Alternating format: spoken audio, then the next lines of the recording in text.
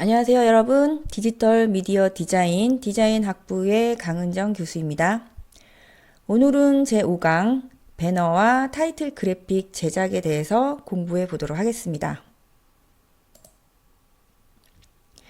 자, 먼저 목차를 보시면은요, 처음으로 학습 개요에 대해서 말씀을 드리고, 자, 오늘은 2번, 3번의 내용이 조금 많습니다. 배너의 이해와 제작, 타이틀의 이해와 제작, 두 가지의 주제에 대해서 공부를 하는 시간입니다. 자, 마지막으로 학습 정리의 순서로 진행을 해보도록 하겠습니다. 자, 먼저 학습 개요를 보시죠. 학습 활동의 내용을 먼저 볼까요? 첫 번째, 배너의 종류와 디자인 스타일을 알아본다. 두 번째, 다양한 웹 패턴의 웹 디자인 배너를 제작해 본다. 세 번째, 웹페이지에서 타이틀 스타일을 알아본다. 네 번째, 일관성 있는 타이틀 그래픽을 제작해 본다.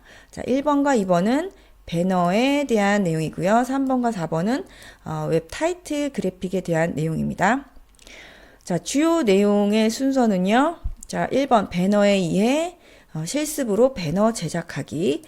자, 3번 타이틀에 의해, 4번 실습으로 일관성 있는 서브 페이지 타이틀 디자인하기. 이렇게 1번, 2번, 3번, 4번 그룹핑 되어 있어서 배너와 타이틀을 구분해서 진행을 해 보도록 하겠습니다. 자, 먼저 배너의 이해와 제작 부분입니다. 자, 우선 배너의 개념부터 이해를 하고 넘어가 보도록 하겠습니다. 자, 배너란 용어는 여러분들 많이 들어오셨죠? 배너란 홈페이지의 한쪽에 특정 웹사이트의 이름이나 내용을 부착해서 홍보하는 그래픽 이미지를 말합니다. 최근에는 배너 광고와 같은 온라인 광고의 일종을 의미하기도 합니다. 그래서 배너라고 하면은 원래는 그래픽 이미지를 말했었는데 요즘에는 그냥 상업적인 광고로 흔히 통용이 되고 있다라고 생각을 하시면 되겠습니다. 하단에 지금 그 사례 이미지가 보이시는데요. 다음에 포털 사이트에 게재되어 있는 배너 광고, 그리고 경향신문에 게재되어 있는 배너 광고, 이렇게 사례를 보시고 계십니다. 이번에는 배너의 종류에 대해서 알아보도록 하겠습니다. 배너의 종류는요, 각 포털 사이트에서 제공되는 배너들이 다르기 때문에 용어들이 상당히 다양합니다. 이번 수업에서는 네이버를 중심으로 네이버에서 제공되는 광고를 설명을 드리면서 소개를 해드리도록 하겠습니다. 자, 네이버 광고라고 하는 웹페이지가 있습니다. 이 웹페이지에 들어가 보시게 되면은 광고 가이드가 있어요. 네이버가 상당히 많은 광고를 운영을 하고 있죠. 그 광고 가이드 안으로 들어가시게 되면은 디스플레이 광고라고 있어요. 바로 이 배너는 이 디스플레이 광고의 한 영역입니다. 네이버 광고 페이지에 들어가 보시게 되면은 광고의 종류와 광고 가이드라인, 그리고 단가표 등의 정보를 얻으실 수가 있는데요. 그 디스플레이 광고의 종류 중에서 배너의 종류 부분을 한번 알아보도록 하겠습니다. 자, 배너의 종류 첫 번째로 타임보드입니다.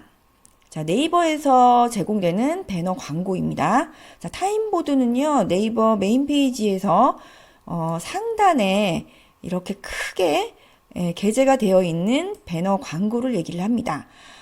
상당히 노출 효과가 좋죠. 높은 전환 효과를 기대할 수 있지만 광고료가 매우 비싸다는 단점이 있습니다. 배너의 종류 두 번째로 롤링보드입니다. 네이버 메인 페이지 오른쪽에 노출되는 상품입니다. 인터랙티브한 특수 소재를 활용해서 광고를 제작할 수 있어서 사용자에게 더 풍부한 정보를 제공할 수 있습니다. 자, 배너의 종류 세 번째로 퍼스트 뷰입니다. 집행시간 동안 네이버에 방문한 모든 사용자에게 1회씩 노출되며 롤링보드와 동일한 위치에 나타납니다. 자, 이번에는 모바일 배너에 대해서 알아보도록 하겠습니다. 자, 네이버 모바일의 메인 페이지에 노출되는 띠 형태의 배너입니다. 자, 이렇게 띠 형태로 되어 있지만 모바일이라고 하는 미디어의 특성상 상당히 다양한 해상도와 디바이스 때문에 제한적인 그런 요건들이 있습니다. 그런 제약들을 반영한 구체적인 가이드라인들을 제시를 하고 있는데요. 자, 그 중에서 네이버에서 제공되고 있는 가이드라인 중 일부입니다. 텍스트에 관련된 그런 가이드라인들인데요. 자, 일단은 이제 크기에 대한 그 가이드라인이 제공이 되고 있고요. 자, 그 다음에 크기 중에서도 그 상하 좌우에 해당하는 여백에 관련된 제약 요소들입니다. 자, 그리고 이제 하단으로 가시면 텍스트 최대 높이, 그 다음에 텍스트 최소 높이에 관련된 그런 제약 요소들을 제시를 하고 있습니다. 이번에는 확장 영역에 관련된 가이드라인인데요. 제가 앞에서 말씀드렸지만 모바일 배너는요, 그 모바일이라고 하는 미디어의 특성상 다양한 해상도를 가지고 있습니다. 그 다양한 해상도에서 그 똑같은 배너 광고가 제약 없이 어떤 뭐 이미지가 잘리거나 이미지가 어색하게 보이거나 하는 것들이 없이 자연스럽게 보여주기 위한 그런 가이드라인에 해당하는 것인데요. 만약에 그 화면이 넓어져서 그 특정한 그 배너 광고의 여백이 넓어지게 된다라고 가정을 해봤을 때 다른 이미지들은 상관이 없는데요. 이미지가 배경으로 나와 있는 사진의 경우에는 좌우에 해당하는 이미지가 칼로 자르듯이 굉장히 똑바르게 잘리게 하는 것이 아니라 가급적 그 자연스럽게 그라데이션 처리를 해서 우측, 좌우측의 여백이 늘어나도 어색하지 않게 확장을 해도 자연스러운 이미지를 제공할 수 있도록 해달라는 어떤 가이드라인이죠. 이번에는 배너의 디자인 스타일에 대해서 알아보도록 하겠습니다. 여러분들이 가장 많이 보는 디자인 스타일인데요. 이 디자인들은 아마 이게 뒤에서 말씀드리는 그 타이틀 디자인과 유사한 그런 디자인 스타일들이 정리되어 있습니다. 자, 첫 번째로는 단순한 배경에 주제를 오려 붙여 배치하는 스타일입니다. 첫 번째, 두 번째 사례를 보시더라도 단순한 배경 처리가 되어 있죠. 그 위에 이미지를 오려서 배치를 하였습니다. 그러다 보니까 어떤 그 가독성 면에서도 우수하고요. 이미지가 굉장히 깨끗하고 깔끔하게 보인다는 장점이 있죠. 자, 두 번째로는 사진 이미지를 배경으로 배치한 스타일입니다. 사진 이미지가 뒤에 배경으로 사용되고 있죠. 자, 그러다 보니까 그 텍스트의 가독성을 위해서 텍스트가 배치되어 있는 이미지 배경은 어떻습니까? 예, 그라데이션 처리를 해서 단순하게 처리를 해 주었죠. 자, 세 번째로는 단순한 배경을 일러스트 이미지로 꾸민 스타일입니다. 자, 첫 번째 그 단순한 배경에 이미지를 오려 붙인 스타일과 이번 이 스타일은 비슷한 스타일이기는 하지만 이번 디자인 스타일은 일러스트로 꾸몄다라고 하는 그런 특성이 있겠네요. 자, 이번에는 실습 부분입니다. 배너를 직접 제작을 해보도록 하겠습니다. 자, 이번에 그 제작할 배너는요, 국민은행 이벤트 배너입니다. 준비하셔야 되는 이미지는 배경으로 사용할 이미지와 기업 로고나 슬로건입니다. 자, 기업 로고와 슬로건은요, 검색을 해보시면 이미지 그 결과에 상당히 많은 이미지들이 나와 있습니다. 자, 그리고 배경으로 사용할 이미지는요, 텍스트를 배치할 위치를 잘 생각을 해 보시고, 텍스트가 들어갈 위치는 조금 단순한 그런 이미지가 들어가야 된다라는 것을 기억을 해 두시기 바랍니다. 자, 이제 배너를 제작을 해 보도록 하겠습니다. 자, 먼저 그 배너 제작하기 전에 이미지의 색조를 조절을 해 보도록 하겠습니다. 색조를 조절하는 이유는요, 가독성 때문입니다. 이 이미지 위에 텍스트를 배치를 하게 되는데, 텍스트의 가독성이 좋게 하려면, 그 배경 이미지가 톤 다운이 되거나 단순화 처리가 되어야 됩니다. 그렇게 하기 위해서, 일단 이미지에 어떤 처리를 하기 위한 그런 작업입니다. 자, 우선 배경으로 사용될 여백이 많은 이미지 파일을 준비합니다. 자, 여백이 많은 이미지를 왜 준비하나요? 예, 맞습니다. 가독성 때문이죠. 이 여백 부분에 텍스트를 배치할 예정입니다. 자, 우선은 새로운 레이어를 만드시고요. 자, 그 레이어에 그라데이션을 우리가 넣게 됩니다. 이 그라데이션은 어떤 그 역할을 할까요? 예, 가독성을 좋게 하는 역할을 하죠. 그라디언트 툴을 사용해서 아래에서 위로 검정색에서 투명한 색으로 그라데이션을 적용을 하게 됩니다. 자, 이렇게 그라디언트를 적용을 하게 되면 아무래도 그냥 사진 위에 텍스트를 입력하는 것보다는 훨씬 가독성이 좋겠죠. 자, 이제 그 그라디언트 적용된 이미지 위에 텍스트를 다음과 같이 입력을 하게 됩니다.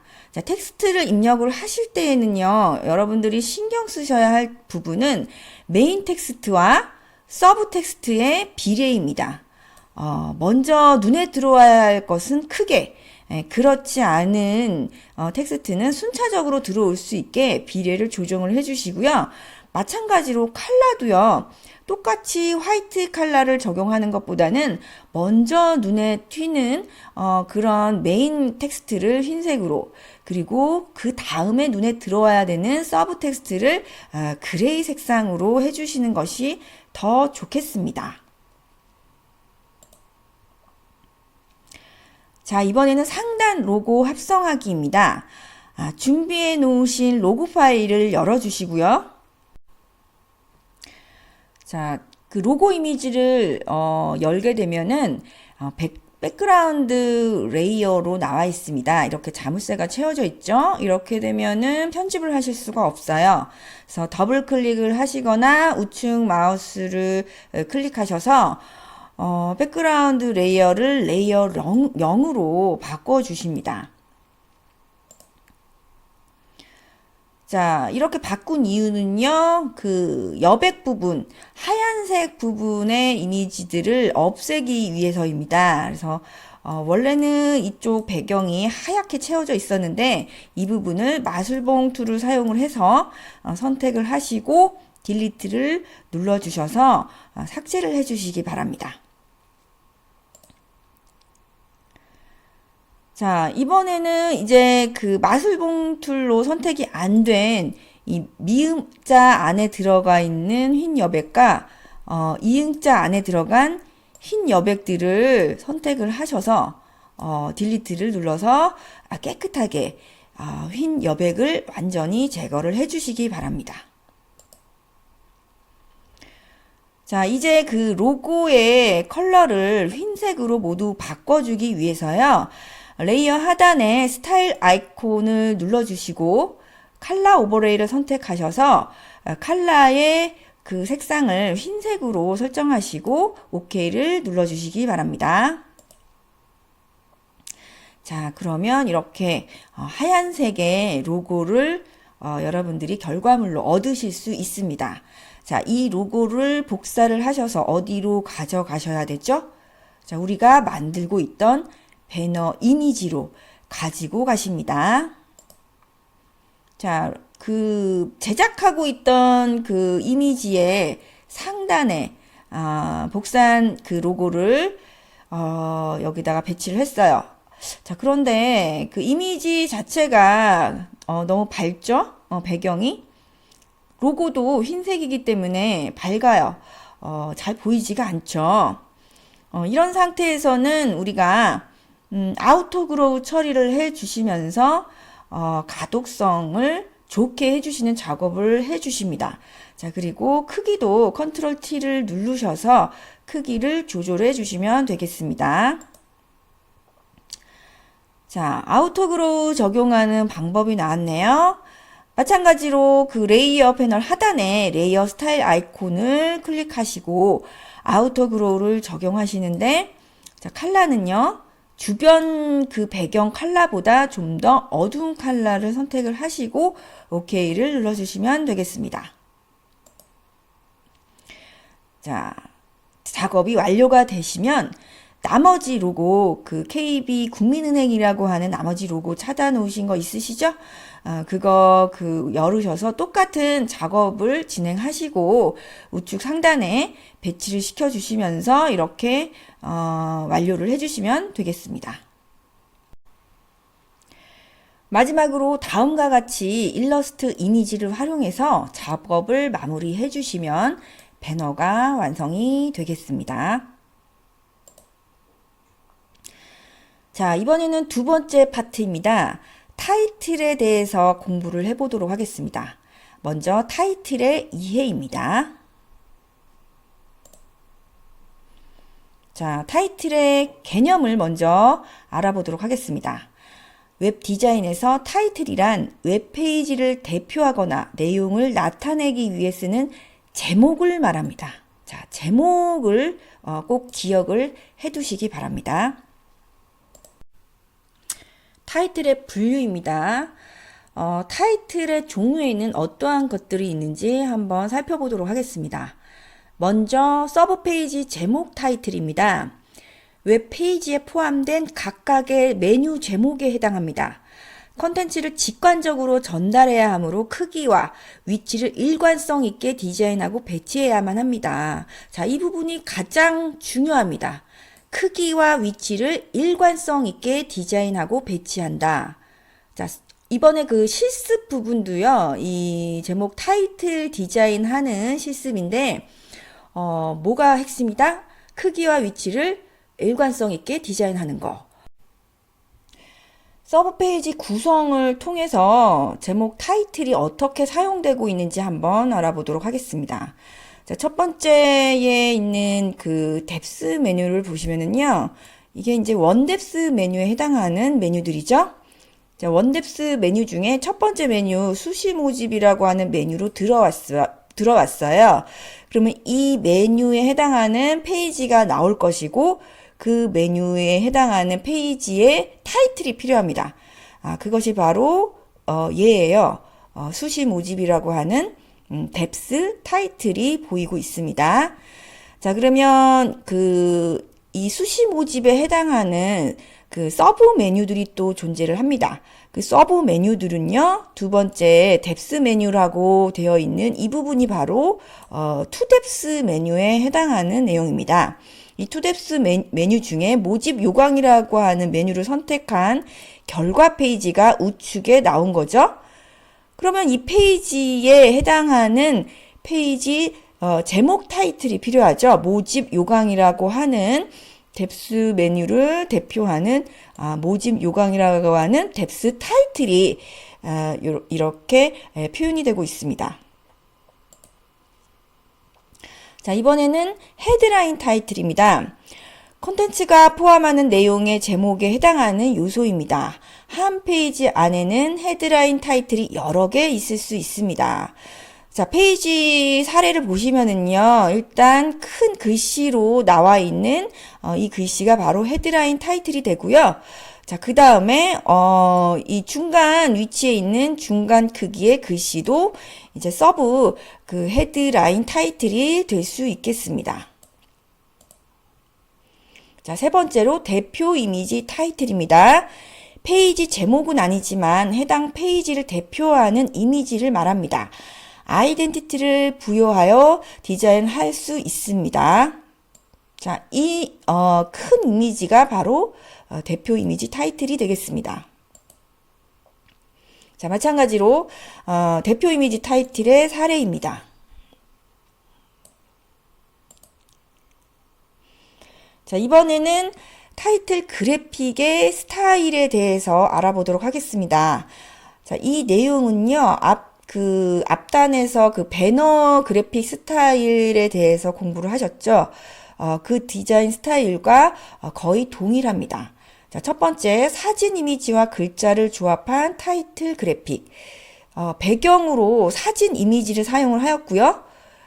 그리고 사진 이미지의 여백 부분에 그 타이틀을 사용해서 텍스트를 사용을 해서 배치를 한 그런 그래픽 이미지를 얘기를 합니다. 두 번째로 사물을 오려낸 사진 이미지와 글자를 조합한 타이틀 그래픽입니다. 자, 여러분 이 그 사례를 보시면 어떤 생각이 드나요? 앞에서 보여드렸던 타이틀 그래픽 스타일도 마찬가지로 굉장히 일관성 있는 구성을 가지고 있지 않나요? 그래픽 이미지가 있는 위치라던가 텍스트의 크기와 위치라던가 하는 것들이 굉장히 일관성 있게 적용이 되고 있습니다. 예, 배너의 그래픽하고 타이틀 그래픽하고 그래픽 스타일은 비슷하지만 타이틀 그래픽에서의 가장 중요한 점은요, 이렇게 일관성 있는 크기와 위치 구성입니다. 자, 세 번째로 일러스트 이미지와 글자를 조합한 타이틀 그래픽입니다. 일관성 있게 그 디자인 스타일을 일러스트 스타일로 적용을 한 그런 타이틀 그래픽 사례입니다. 이번에는 글자만 있는 타이틀 그래픽의 사례입니다.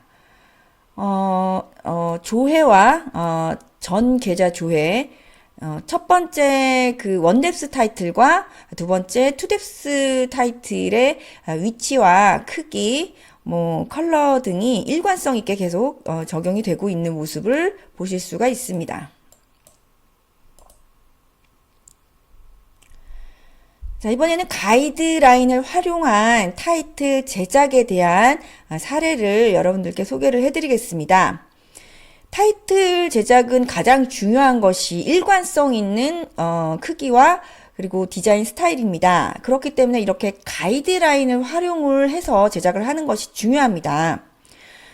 이번 사례는요, 꼭 이렇게 타이틀을 제작을 해야 된다라는 것이 아니라 하나의 사례로 여러분들께 소개를 해드리는 겁니다. 자, 그 가이드라인의 어떤 한 예인데요. 첫 번째, 메인 이미지의 배치에 따라 두 가지 유형으로 활용된다. 그렇게 해서 왼쪽에 있는 것과 오른쪽에 있는 이 두 가지 유형을 그 제시를 하고 있고요. 두 번째, 메인 이미지는 왼쪽이나 오른쪽에 배치하고 카피는 그 반대쪽에 배치한다. 자, 메인 이미지가 오른쪽에 배치되거나 왼쪽에 배치되거나 그리고 카피는 그 반대쪽에 배치가 되는 모습을 보실 수가 있고요. 3번, 배경색은 각 내비게이션의 서브 컬러를 사용한다. 4번, 서체가 고딕 계열이라면 영문은 타임뉴 로만체를 쓴다.